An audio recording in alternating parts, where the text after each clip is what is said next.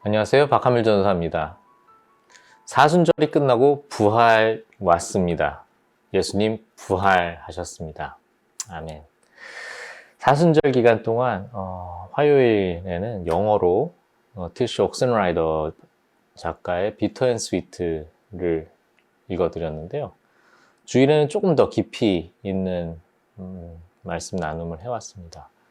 우리말로는 같은 묵상 교재의 본문 말씀과 또 옥슨라이더 작가가 선정한 그 주의 예술 작품을 가지고 주일 말씀 나눔을 했는데요. 어떠셨나요? 다음에는 조금 더 좋은 묵상 교재를 가지고 또 나눠보도록 하겠습니다. 그럼 이제 오늘의 말씀으로 들어가겠습니다. 오늘 말씀은 요한복음 12장 25절에서 26절입니다. 공동 번역으로 읽겠습니다. 누구든지 자기 목숨을 아끼는 사람은 잃을 것이며 이 세상에서 자기 목숨을 미워하는 사람은 목숨을 보존하며 영원히 살게 될 것이다. 누구든지 나를 섬기려면 나를 따라오너라. 내가 있는 곳에는 나를 섬기는 사람도 같이 있게 될 것이다. 누구든지 나를 섬기면 내 아버지께서 그를 높이실 것이다. 아멘.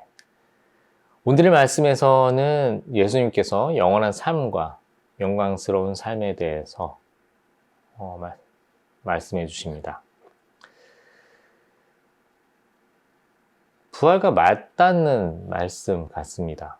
자신의 목숨을 내어놓으면 오히려 영원히 살고 예수님을 따르고 섬기면 하나님 아버지께서 귀하게 대해주신답니다. 교회 생활 오래 하신 분들에게는 참 익숙한 말씀입니다. 그래서 목숨 걸고 믿음 생활하고 예수님을 따르겠노라 결단합니다. 귀한 믿음입니다. 하지만 전제되는 것이 있습니다. 바로 목숨을 버리는 것이 쉽지 않고 내 자리를 뜨고 예수님을 따른다는 것이 쉽지 않은 것입니다. 그래서 우리는 부활 이전에 죽음에 대해서 생각해 볼 필요가 있겠습니다. 이와 관련된 그림이 있습니다. 오늘의 그림은 프란치스코 데 주바란이 그린 아뉴스 데이입니다. 1635년에서 40년 사이의 그림인데요. 아뉴스 데이는 라틴어로 하나님의 어린 양이라는 뜻이죠. 그래서 양을 그렸나요? 화면 전체에 양 한 마리만 있습니다. 그 외에는 아무것도 없습니다. 이 화면에 있는 양이 어떻게 있나요? 발이 모두 묶여 있습니다. 마치 처분을 기다리고 있는 모습 같네요. 하지만 아직 도축의 흔적은 없습니다. 아직 죽은 것 같지는 않아요. 눈도 살짝 뜨고 있습니다. 하지만 조용히 묶여 있습니다. 저항하지 않고 있죠. 작가는 왜 이런 양의 모습을 그리고 하나님의 어린 양이라는 제목을 지었을까요? 예수님을 죽임당한 어린 양으로 표현하죠. 계시록에서도 그렇게 표현했고요. 이사야 53장에 나타난 고난당하는 주의 종, 이것을 예수 그리스도의 예표로 주로 해석합니다. 여기에도 고난당하는 주의 종이 도살장으로 끌려가는 양으로 표현되고 있습니다. 즉 작가도 예수님을 염두에 두고 이 죽음 앞에 양을 그린 것 같습니다. 예수님의 순종에 대한 표현인 것 같기도 하고요. 이 어두운 색감이 배경 대부분을 덮어서 뭔가 극적인 장면을 연출하고 있습니다. 이것을 보면 죽음 앞에서의 비장함도 있는 것 같습니다. 예수님의 죽음은 그렇게 비장했을까요? 그럴 수도 있을 것 같습니다.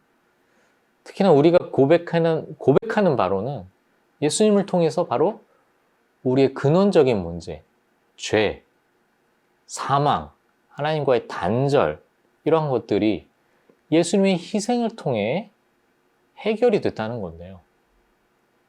이렇게 인류 전체의 중대한 것들이 예수님에게 달렸다면 예수님도 비장하셨을 것 같습니다. 그리고 아마 그런 모습을 작가가 그리지 않았을까 싶기도 하고요. 그렇습니다. 죽음에 대해 생각해 봅시다.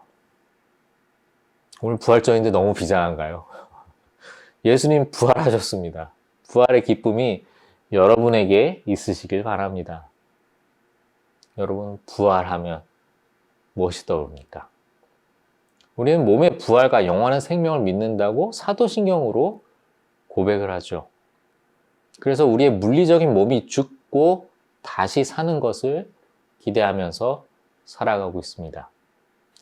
이와 더불어 꽤나 자주 설교들에 등장하는 내용은 바로 육체적인 욕구, 자아를 죽게 하고 새로운 거룩한 자아로 부활하기를 기대하는 것입니다. 자기를 부인하고 자기 십자가를 지고 따르라는 주님의 말씀도 있죠. 사실 자아 자체가 죽으면 사실 말이 안 됩니다. 여러분이 예수님을 믿고 따르기로 한 것도 자아가 없으면 안 되죠. 주님의 구원을 구하는 것도 여러분입니다. 자신을 완전히 비운다는 것은 자신을 내팽겨치라는 것이 아닙니다. 그렇다면 무엇이 죽어야 할까요? 분명 자신이 죽어야 되는 부분이 있습니다. 특히 사람 사이 관계에서 그것이 잘 드러나죠. 관계들에서 나 자신은 어디에 있습니까? 세상에서는요. 자신의 이득을 버리는 것을 어리석다고 합니다. 누군가를 배려하면 오히려 업신 여기까지 하죠. 나보다 약하구나. 내 밑으로 밟아주마. 참 냉정한 세상입니다. 하지만 알고 계신가요? 모르고 계신 분들도 많을 것 같습니다.